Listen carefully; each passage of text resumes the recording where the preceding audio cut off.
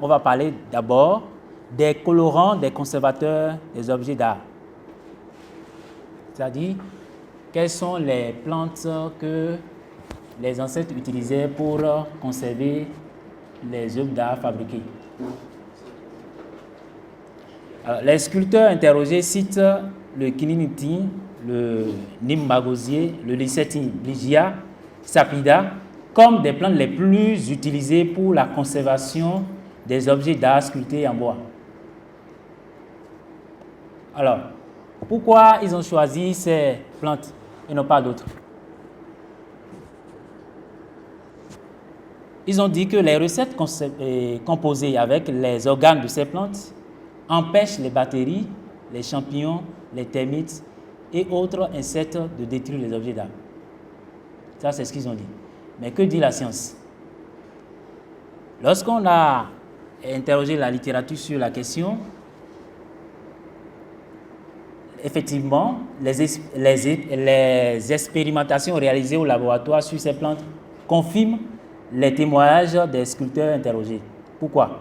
Parce que les analyses ont révélé que la présence de grandes quantités de polyphénols,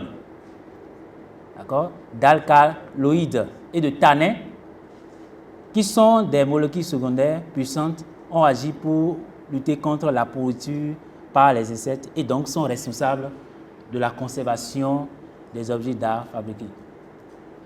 Donc, ils n'utilisaient pas ces plantes-là parce que, au hasard, c'est parce que elles produisaient des effets, c'est pourquoi ils les utilisent et ils continuent de les utiliser. Pour certains, puisque les pesticides modernes ont pris le dessus au détriment des méthodes traditionnelles de lutte contre les insectes et autres. Alors, je vais donner un exemple de recette fabriquée avec l'une de ces plantes. Il s'agit de Ligia sapida. Et comment ils utilisaient cette plante-là pour lutter contre les insectes, les termites et autres. Alors, pour préparer la recette, ils vont cueillir le fruit de Ligia sapida qu'on appelle le fou acadou. Ils vont casser et ils enlèvent les noix pour les déposer dans un récipient. Et après calcination, ils prélèvent la poudre obtenue qu'ils vont maintenant mélanger avec de l'eau ou bien du pétrole. D'accord?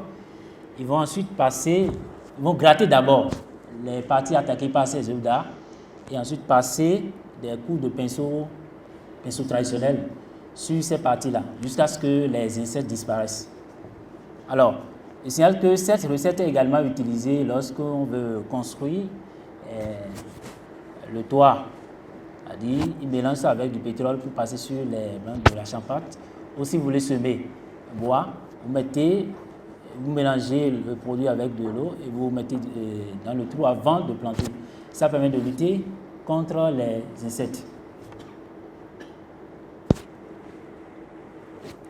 Alors, on peut dire que les anciens sculpteurs possédaient des connaissances biologiques qui ont permis de maintenir en bon état les œuvres d'art sculptées en bois de la cour royale jusqu'au moment de leur déportation en France par le général Dode et ses troupes, ce qui démontre l'existence d'une technologie endogène de la conservation des objets d'art.